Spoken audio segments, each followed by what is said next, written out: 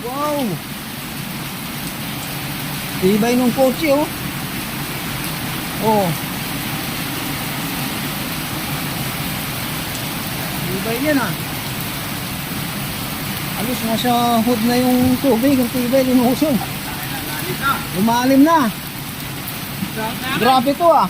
Mas matindi pa nga ito pa kayo Yolanda. Oo. Tibay oh. Lalim nito ah. Tingnan, nabot na tong parking oh.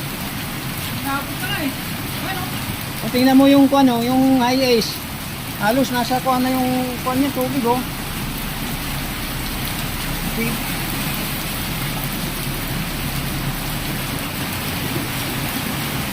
Mas malalim dun sa pasong tamo.